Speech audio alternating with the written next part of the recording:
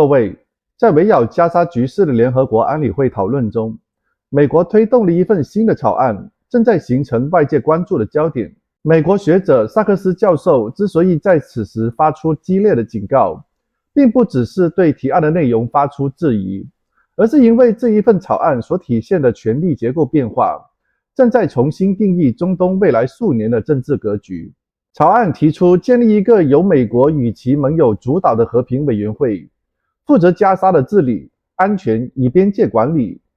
但在制度上看，这意味着从外部主导的治理框架，而非地区国家或者联合国传统多边机制的延伸。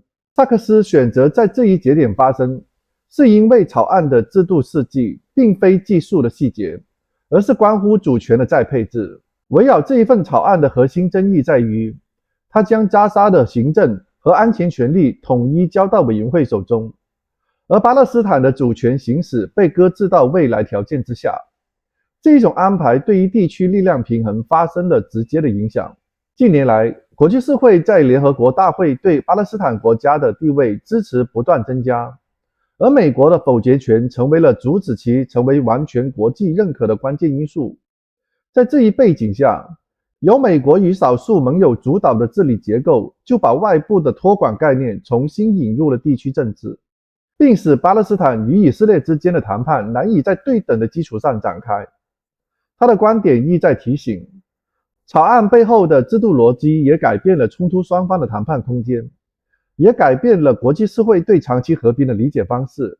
而面对未来中东局势的稳定与否，将高度依赖这一制度是否具备合法性和可执行性。萨克斯强调，如果治理与安全安排无法在联合国框架内被视为公平、透明且具有合法性，那么新的机构将缺乏建立信任的基础。他指出4项原则，包括承认巴勒斯坦的成员国地位，强调基于1967年的边界双边安排，引入地区国家参与的保护力量，以及减少秘密资助与武器升级，都指向同一个逻辑，那就是和平必须建立在明确主权的基础和多边合法性上。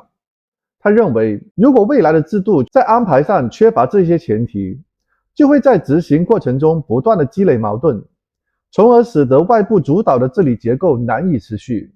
萨克斯的发言因此不仅是对草案的回应，更是对国际体系如何在权力和合法性之间取得平衡的提醒。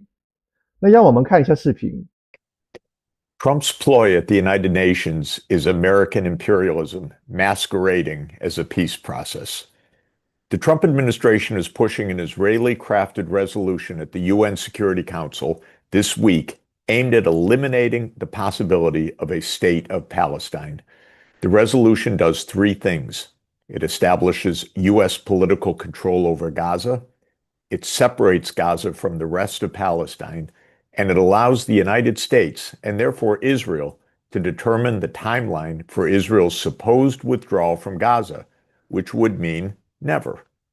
This is imperialism masquerading as a peace process. In and of itself, it's no surprise. Israel runs U.S. foreign policy in the Middle East. What is a surprise is that the United States and Israel might just get away with this travesty unless the world speaks up with urgency and indignation.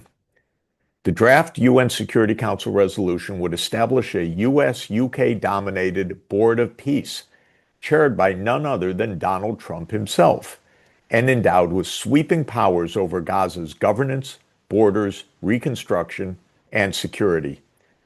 This resolution would sideline the state of Palestine and condition any transfer of authority to the Palestinians on the indulgence of the Board of Peace. This would be an overt return to the British mandate of 100 years ago, with the only change being that the United States would hold the mandate rather than Britain. If it weren't so utterly tragic, it would be laughable. As Marx said, history repeats itself, first as tragedy, then as farce. Yes, the proposal is farce. Yet Israel's genocide is not. It is tragedy of the first order. Incredibly, according to the draft resolution, the Board of Peace would be granted sovereign powers in Gaza.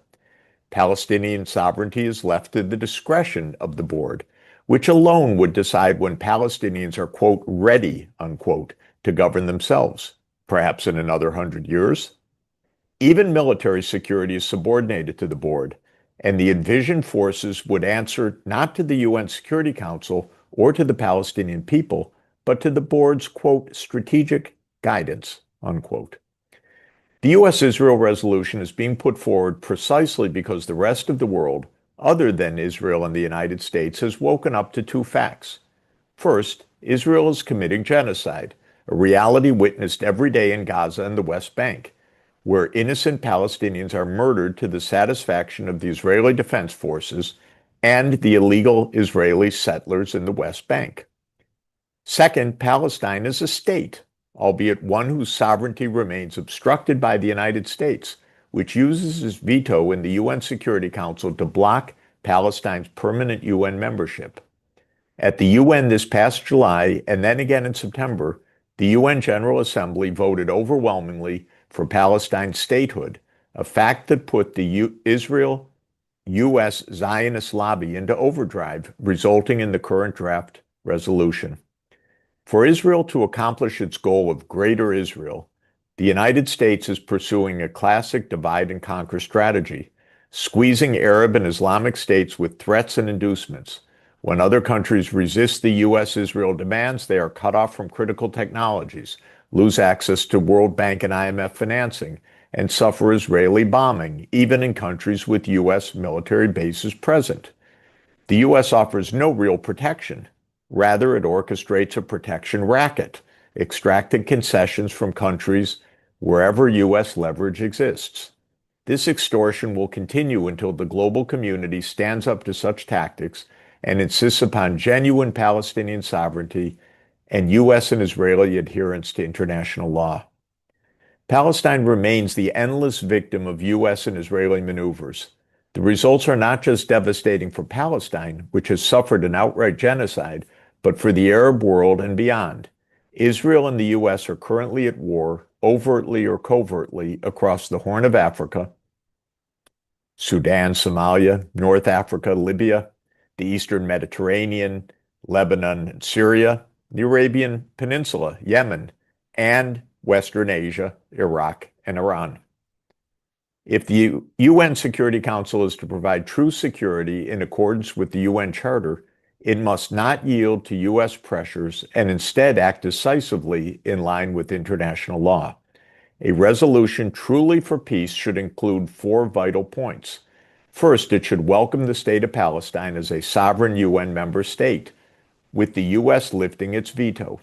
Second, it should safeguard the territorial integrity of the state of Palestine and Israel, according to the 1967 borders.